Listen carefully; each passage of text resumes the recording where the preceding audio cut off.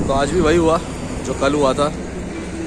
आज भी हमने सोचा था कि सुबह जल्दी निकलेंगे, लेकिन नहीं निकल पाए और 11:30 12 बज गए हमको निकलते निकलते।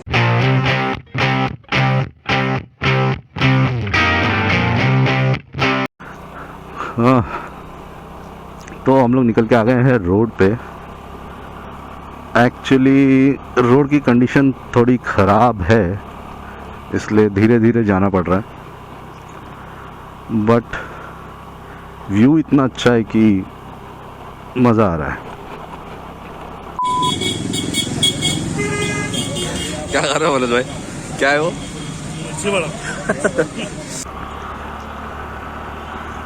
हाँ, तो जनाब एटीएम से पैसे निकालने रुके थे और पास ही में दुकान थी। बहुत ही बढ़िया खुशबू आ रही थी। एक्चुअली गरम गरम कचौरियाँ बन रही थी और एक्चुअली वो गैस पे नहीं बन रही थी, वो चूल्हे पे लकड़ी पे बन रही थी। इसका जो फ्लेवर होता है, जो टेस्ट होता है, वो बहुत ही बढ़िया होता है। तो वहाँ रुक गए, थोड़ी सी पेट पूजा, समोसे, मिर्ची बड़े, चाय, और उसके बाद अब फिर से निकल पड़े हैं। मांडव है यहाँ से 8 किलोमीटर और रोड भी बढ़िया है।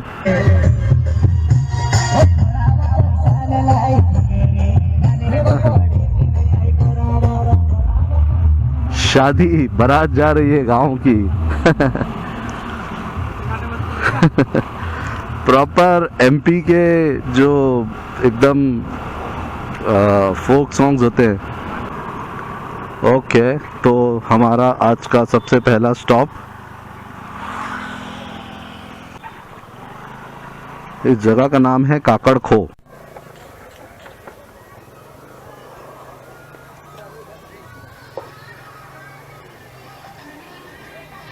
ये है मांडव की इमली, इसको बोलते हैं मांडू इमली। मांडव की इमली।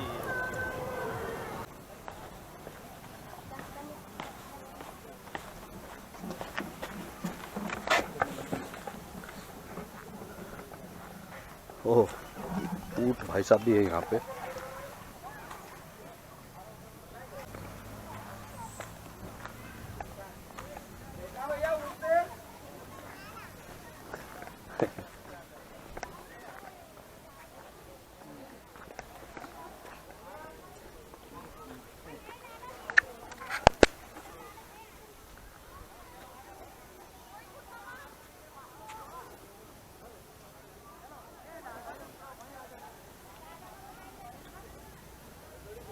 तो इस जगह की क्या कहानी है मनोज भाई, ये बताओ। चेतक हुआ करता था ना, जो महाराणा प्रताप हाँ का घोड़ा, तो वो इस तरफ से उधर कूदा था। वो कहाँ से? इस तरफ से। अच्छा, यहाँ से वो उस तरफ इतनी दूर? वो टीन शेड बना हुआ ना जब। हाँ हाँ, वहाँ ब्लू वाला। हाँ। तो मतलब वहाँ से लेकर के जब अंग्रेजों ने उन पे हमला किया था, हाँ वो दौड़ते दौड़ते इधर रोका था ना, वहाँ पे। हाँ, फिर वहाँ से उसने छलांग लगाई थी, सब वहाँ पे उधर गया था। अच्छा, इतना तेज दौड़ता था वो।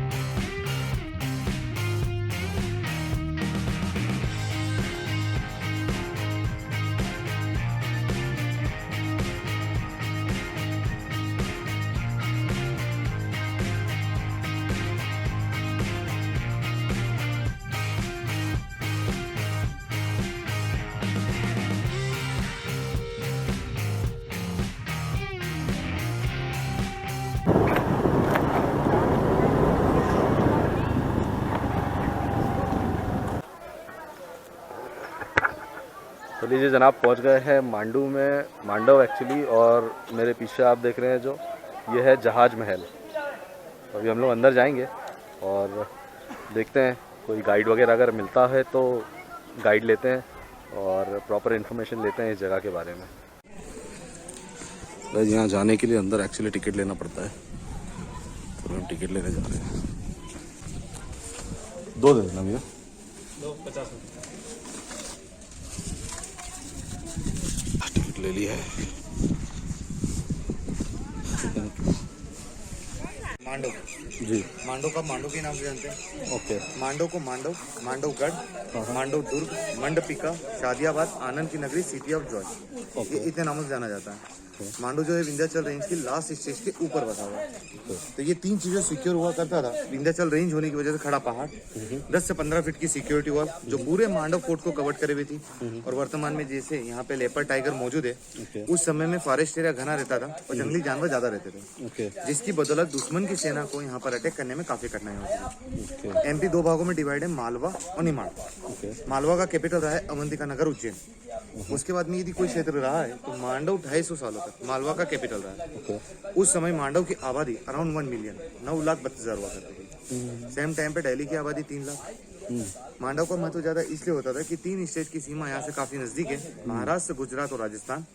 वॉर की कंडीशन में असला, अन्न और जल, ये 3 चीजों की सप्लाई मालवा मांडव से की जाती थी। दूसरा कारण होता था कि दिल्ली की सेना को महाराष्ट्र सेक्टर में या महाराष्ट्र की सेना को दिल्ली सेक्टर में अटैक करना है तो मालवा मांडव को क्रॉस करके ही जा सकते थे, इसके सिवा जा नहीं सकते थे। और तीसरा मेन कारण ये होता था कि इसे जीतना इतना आसान नहीं हुआ करता था। और मांडव जो है 48 किलोमीटर अराउंड इस किले की परिधि है। यदि हम परिधि की बात करेंगे तो हिंदुस्तान का सबसे बड़ा किला हुआ करता था। प्रेजेंट में भी तीसरे नंबर पे ये आता है। पहले आता है चित्तौड़, सेकंड में कुंभलगढ़ एंड थर्ड में मांडव आता है। जितना मांडव आप ऊपर से देखते हैं उससे ज्यादा जमीन के अंदर मौजूद है, अंडरग्राउंड। कारण है कि यहाँ पे ज्यादातर इमारतें जो है रेड सैंडस्टोन की बनी हुई है, जो राजस्थानी ढोलपुरी पत्थर है। और उस समय में ट्रांसपोर्टिंग इतना स्ट्रॉन्ग था नहीं, तो इन लोगों ने यहाँ पे माइनिंग स्टार्ट करी। तो यहाँ पे ये जितना डीप गए इनको बेस उतना हार्ड मिलते गया। तो इन्होंने नीचे पैक करने के बजाय नीचे से ही कॉलम स्टार्ट की, ऊपर स्लैब भरी एंड देन उसके ऊपर बिल्डिंग्स वगैरह बनाई गई है। नॉर्मली हम जितने भी किले देखते हैं सारे रिवर के किनारे होते हैं ताकि पानी की दिक्कत ना हो। मांडव की सबसे नजदीकी नदी जो है वो नर्मदा है, जो इस पॉइंट से 33 किलोमीटर एयर डिस्टेंस, रानी रूपमती पवेलियन से 27 किलोमीटर का डिस्टेंस है। नर्मदा ग्राउंड लेवल पे मांडव हिल साइड है, तो वहाँ का पानी यहाँ नहीं आ सकता। तो इन लोगों ने रेन वाटर हार्वेस्टिंग सिस्टम रखा। 1200 कुएं बावड़ी, 40 बड़े तालाब, 70 वाटर डैम। 11वीं सेंचुरी में यहाँ पे डैम बन चुका था। राजा भोज का बनाया हुआ सबसे पहला डैम था, 700 सीढ़ी वाटर डैम। और यहाँ पे 12 दरवाजे होते थे इस किले के अंदर, 6 अंदर की तरफ, 6 बाहर की तरफ। और टोटली 4 डायनेस्टी चली है यहाँ पे। सबसे पहले रहा परमार, जिन्होंने मांडव की नींव रखी, इसे बनाया, इसे बसाया। सेकंड में रहा सुल्तान, उन्होंने इसे और अच्छे से डेवलप किया। थर्ड में रहा मुगल, मुगलों ने बनाने की बजाय तोड़ा, पर्टिकुलर अकबर। और लास्ट में रहा मराठा पंवार, तो उन्होंने इसकी तरफ ध्यान नहीं दिया, जिसकी बदौलत मांडव जो है खंडर रूप में हो चुका है। और अभी जिस जगह पे आप आए हैं जहाज मिल, जो कि इस स्टेप से लेकर जो मैंगो कट रही है फ्रंट वाला बिल्डिंग, इसे ही जहाज मिल कहा जाता है। और ये 3 पार्ट में बनाया गया था। फर्स्ट परमार डायनेस्टी, वाघपति मूंज, मालवापति मूंज। अब मूंज को बहुत कम लोग जानते हैं, राजा भोज कॉमन है। ये राजा भोज के ताऊजी से, राजा भोज से पहले इन्हीं का शासन यहाँ पर चलता था। तो इन्होंने जब इस बिल्डिंग के पीछे मूंज तालाब की खुदाई करवाई थी, उस समय इस बिल्डिंग को रंग महल के रूप में उन्होंने बनवाया था। 1469 टू 15 सेंचुरी यहाँ पर यासुद्दीन खिलजी का शासन काल था। तो उनके द्वारा ऊपर की बालकनी, जिसका आर्किटेक्ट इजिप्ट की पिरामिड जैसा है, अफगानी आर्किटेक्ट की डोम, जिसके अंदर राजस्थानी पैटर्न पे हिंदू कार्विंग की गई है। तो ऊपर वाला पूरा उन्होंने बनवाया। और 1617 में जब जहांगीर यहाँ पर आए, तो ये जो फ्रंट वाली स्टेप्स है ये उनके द्वारा बनवाई गई थी। पहले के समय में चढ़ने के लिए रास्ता पीछे की तरफ से होता था। अब इसे जहाज में क्यों कहा जाता है, रीजन, इसके पीछे मूंज तालाब, साइड में यहाँ पर सूरज कुंड, फ्रंट पे कपूर तालाब, 2 आर्टिफिशियल वाटर टैंक बिल्डिंग के ऊपर बना हुआ है, कॉर्नर पे लोटस की शेप में, और नीचे बना हुआ टॉर्टाइस की शेप में। रेनी सीजन जब सभी पानी भर जाता है तो इस बिल्डिंग की शेप बनती है जहाज जैसी। पहले के समय में इस बिल्डिंग के ऊपर से ऐसी वाटर चैनल दी गई थी कि जब भी बारिश होती थी तालाबों में पानी को वो ऐसा काटती, लगता था कोई जहाज पानी में चल रहा है। नाइट के समय में देखते थे, ऐसा लगता था कोई जहाज पानी में लंगर डाले खड़ा है। इसलिए ग्यासुद्दीन खिलजी ने इस बिल्डिंग का नाम रखा था जहाज महल। और जो लोटस वाला वाटर टैंक है, बारिश के मौसम में तो बारिश का पानी रहेगा, ऐसे विंटर समर में पानी को पहुंचाने के लिए एक पर्शियन रहट वाटर लिफ्टिंग सिस्टम इस कॉर्नर पे यहाँ लगा रहता था। यहीं से पानी को लिफ्ट करके ऊपर वाली चैनलों में छोड़ते थे, जिससे लोटस वाला वाटर टैंक कंप्लीट होता था। ग्यासुद्दीन खिलजी की लास्ट स्टेज तक 15 सेंचुरी तक इनके हरम में 15,000 महिलाएं, जिन्हें पटरानियों का दर्जा दिया गया था, वो रहा करती थी। किसी भी लेडीज के बारे में सुनते थे या देखते थे, उठाकर अपने हरम की शोभा बना लिया करते थे, जिनमें से कोई पॉलिटिशियन, कोई शिक्षक, कोई नाचने में एक्सपर्ट, कोई व्यापारिक, सब अलग अलग टाइप की होती थी। ओके। और जो जिस काम में एक्सपर्ट होती थी उनसे वही काम लिया जाएगा। दूसरी रानियों को इनमें दखल अंदाजी करने की इजाजत बिल्कुल भी नहीं होती थी। अब महिलाएं ज़्यादा हैं तो इसलिए इनकी सुरक्षा के लिए कोई भी सोल्जर्स नहीं रखा गया। 1000 महिलाएं पुरुष वेशभूषा में इनकी सुरक्षा में लगाई गई थी, जिनमें से 500 टर्किश की और 500 अरेबियन होती थी, क्योंकि वहाँ की महिला काफ़ी लड़ाकू प्रवृत्ति की होती। तो जहांगीरनामे में जहांगीर ने, अकबरनामे में अकबर ने ये लिखवाया है कि इनके जैसा शासक ना तो कभी कोई हुआ था, ना है, ना भविष्य में होगा, जो अपने काम के कारण इतनी सारी महिलाओं को अपने हरम में रखे। प्लस पूरा मांडव सजाया बसाया इसीलिए क्या होगा कि 15,000 महिलाएं यहाँ पे रख सके। ऑब्वियसली 1.5 किलोमीटर का राजवाड़ा है तो इतनी महिलाएं यहाँ नहीं रह सकती। तो 2-3 हज़ार लेडीज़ों की टीम एक यहाँ पे धार में, उज्जैन में और भोपाल में अलग अलग जगह रहती थी, क्योंकि राजा ट्रेवलर है, कहीं पे भी ट्रेवल करेगा, उसको कुछ आइडियाज भी चाहिए, तो इसके पास एक टीम वहाँ पे मौजूद रहती थी। और इन्होंने 15,000 महिलाओं से कोई शादी नहीं करी थी। अच्छा। काम के बेस पे लाए थे। यदि वर्कर बना के रखते हैं तो यहाँ के जो सर्वेंट है उनकी कोई वैल्यू नहीं समझते, इसलिए पट रानी का दर्जा देके एक सारी फैसिलिटी उन्हें रानी जैसी प्रोवाइड करवाई गई थी। यहाँ पे ये तवेली महल है। तवेली में इस घोड़ों का अस्तबल, घोड़ों के रहने की जगह, हॉर्स स्टेबल, 3 मंजिला इमारत, नीचे के दोनों फ्लोर पे घोड़े बांधे जाते थे और आखिरी मंजिल पर उनकी रखवाली करने वाले जो केयरटेकर वगैरह होते थे वो रहा करते थे। तो ये थे लोकेंद्र जी, यहाँ के गाइड हैं एक्चुअली ये, और बहुत ही ज़्यादा इन्फॉर्मेशन इन्होंने हमें दी है और पूरा टूर कराएंगे हमें वो यहाँ का। और यहाँ पर एक्चुअली कुछ 1 घंटे का टूर रहेगा जिसमें बहुत सारी इन्फॉर्मेशन लोकेंद्र जी हमें देंगे। Thank you very much sir. यहाँ पे ये जो गार्डन आप देख रहे हैं, ये गार्डन अभी डेवलप हुए हैं। पहले के समय में जो तालाब की हद होती थी वो इन दीवारों को टच करती थी। बीच में लेके आपको एक प्लेटफॉर्म दिख रहा है सामने जी। जैसे राजा को ड्रिंक वगैरह करना तो उस साइड से, प्लस सामने रातों में डांस वगैरह के प्रोग्राम वहाँ होंगे, तो वहाँ नीचे बने घरों के पे बैठ कर उसका आनंद लिया जाता था। अब हम जैसे दिल्ली, बेंगलोर, बॉम्बे स्पेशली मार्केट देखने के लिए जाते हैं और हर एक जगह पे एक ही मार्केट माना जाता है। वैसे यहाँ पे 100 मार्केट हुआ करते थे, जिसे देखने के लिए, खरीदने के लिए, बेचने के लिए बाहर के लोग यहाँ पे कंटिन्यू विजिट क्या करते थे। और यहाँ की आप समृद्धि देखना चाहें तो सामने जो बिल्डिंग दिख रहा है आपको, वो यहाँ की एक दुकान है। ओके। यदि आप उसको अंदर जाके देखेंगे तो ऐसा लगेगा पूरा का पूरा शॉपिंग कॉम्प्लेक्स या मॉल खुल जाता है। इतनी बड़ी दुकान है। और मांडव की समृद्धि इस बात से भी केस कर सकते हैं कि कोई भी नया परिवार यदि यहाँ आकर बसना चाहता था तो उसे यहाँ के राजा के द्वारा 100 सोने की अशर्फी बतौर भेंट करी जाती थी, ताकि वो कुछ महीनों तक अपनी जीविका को सुचारू रूप से चला सके। अब इस बिल्डिंग के अंदर का जो मेन एंट्रेंस गेट है ये मार्बल वाला है। ओके। साइड से आप जो देख रहे हैं विंडो है, जो क्रॉस वेंटिलेशन सिस्टम बेस पे काम करती थी। और इस गेट के लेफ्ट हैंड साइड में जो पिलर दिख रहा है, इसके अंदर भी एक वाटर चैनल है। ओके। जो कि वर्ल्ड का सबसे पहला साइफन सिफन सिस्टम जो है वो यहीं पे काम करता था। और यहाँ से कॉपी हुआ था आमेर के किले में। एकदम ढलान होने की वजह से पानी काफी स्पीड से आएगा, जिससे फ्रंट पे बना हुआ ये फाउंटेन कंटिन्यू चलता था। और यहाँ से जो पानी ओवरफ्लो होता था, यहाँ एक चैनल होती थी जो दबी हुई है, जो इस चैनल से कनेक्ट होती थी। और पूरा पानी यहाँ से वहाँ नीचे टैंक में जाएगा, वहीं से अंडरग्राउंड चैनल्स के माध्यम से वापस सूरजकुंड में जाएगा। रिसाइकलिंग पानी को इस बिल्कुल नहीं कर रहे हैं, पिकअप एंड ड्रॉप सेम पानी रख रहे हैं। अब साइफन काम कर रहा है तो साइफन का एक सिस्टम होता है कि पानी अपना लेवल बनाता है। तो पानी इतनी हाइट से आ रहा तो ऑब्वियसली फाउंटेन हाइट वही रहेगी। तो ये अवर हाइट फाउंटेन हो रहा है, इसलिए इन लोगों ने इसके पीछे एक कंट्रोलर बनाया हुआ है। ओके। तो उस समय की जो भी उनकी सोच रही होगी कि 3 फीट या 4 फीट की हाइट पे फाउंटेन रखना है, तो ये उतने ही हाइट पे वर्क करेगा। अवर स्पीड पानी जो भी रहेगा पीछे से कंट्रोल हो जाएगा। ओके। और ये जितने भी सैंड स्टोन है सर इंटरलॉक है।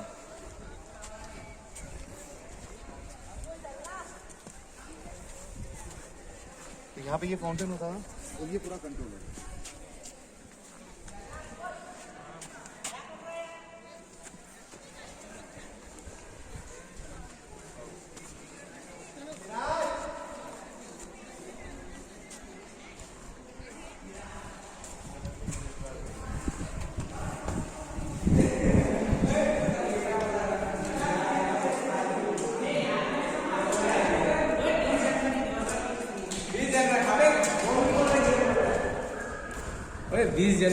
अब जैसे यहाँ पे 3 रूम है, फर्स्ट, सेकेंड, थर्ड। ये उस समय की मीडियम साइज रूम है।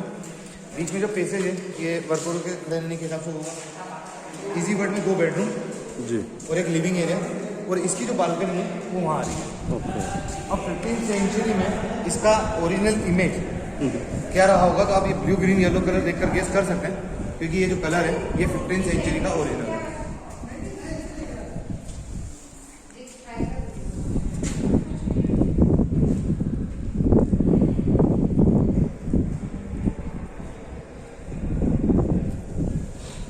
और सामने जो खंडर हो चुका इमारत है वो है जल महल। ओके। पानी से चारों तरफ घिरा रहता था और उस बिल्डिंग का जो फ्रंट है वो राइट हैंड साइड में आता है, बाकी गेट इधर बनाया क्योंकि आने जाने का जो सिस्टम होता था नावों के माध्यम से। जब जहांगीर 1617 में अपनी बेगम नूरजहां के साथ रेनी सीजन मांडो विजिट पर आए थे तो उनके रहने का बंदोबस्त उस बिल्डिंग में किया गया था। ओके। उन दोनों जब उस बिल्डिंग के अंदर एंट्री करी थी 40 डेज कंटिन्यू यहाँ पे बारिश हुई थी। सूरज और चांद के दीदार वो 40 दिनों तक नहीं कर पाए। जब बारिश हुई उस बिल्डिंग के टेरेस पे चढ़कर इस बिल्डिंग को देखना चाहा तो ये बिल्डिंग नहीं दिखा। कारण मांडो में आज भी जैसे बारिश के मौसम में जब बारिश होती है रुकती है तो कोहरा इतना होता है कि रोड भी सही से नहीं दिखता है। तो उनके मुंह से एक शब्द निकला था शब मालवा। अच्छा। इनके 3 वर्ड फेमस है, अवध की सुबह, शाम में लखनऊ, शब मालवा। अवध में इन्होंने जैसे ऋषिकेश, वाराणसी, हरिद्वार सारे होली प्लेस लिए हैं जहाँ की सुबह मंदिरों की घंटियों से पूजा पाठ से स्टार्ट होते हैं। शाम में लखनऊ नवाबी अंदाज मुजरों से स्टार्ट होती है और मालवा मांडो की जो रातें हैं वो सुकून शांति देने वाली होती है। तो इनका कहना था कि बारिश के मौसम में कहीं स्वर्ग कहीं जन्नत है तो शादियाबाद मतलब मांडो में, इसके सिवा और कहीं नहीं है।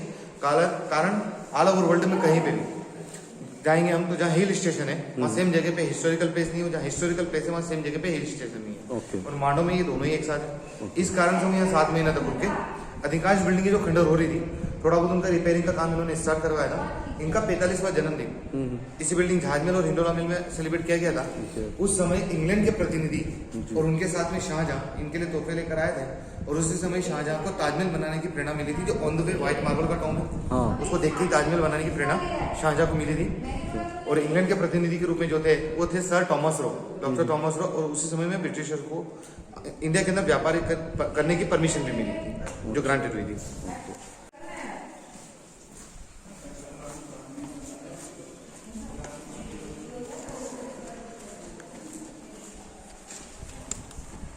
गाइस बहुत सारी इन्फॉर्मेशन मिल रही है, वीडियो थोड़ा लंबा हो सकता है जी। कि उस समय दरवाजे होते थे, ये बकायदा फ्रेम है और पॉइंट दे रखे हैं जो दरवाजों को होल्ड करने के काम में आते थे। ओके। जिसे हम कहते हैं होल्ड पास।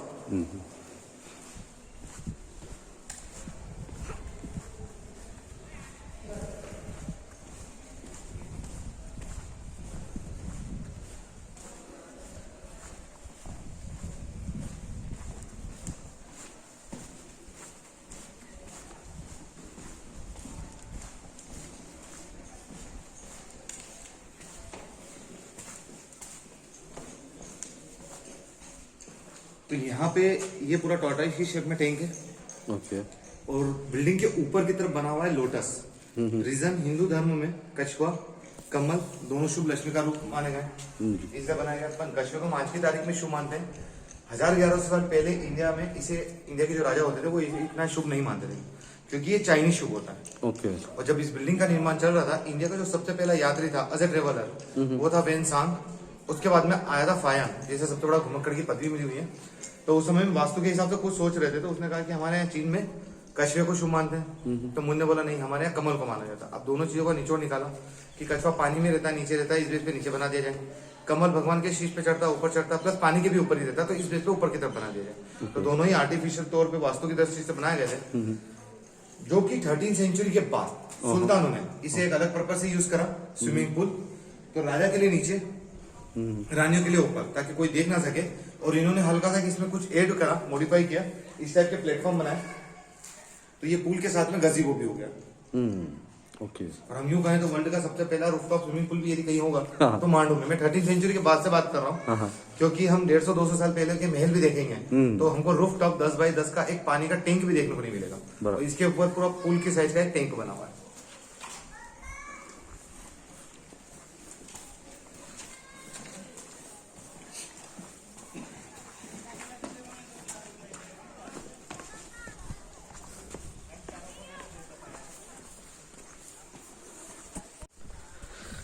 गाइस वीडियो थोड़ा सा लंबा हो जाएगा क्योंकि पूरा डिटेल में इंफॉर्मेशन दे रहे हैं लोकेन जी और हम भी यही चाह रहे थे एक्चुअली कि इंफॉर्मेशन जो हो वो पूरा डिटेल में हो ताकि इसकी हिस्ट्री जो है वो सबको पता चले।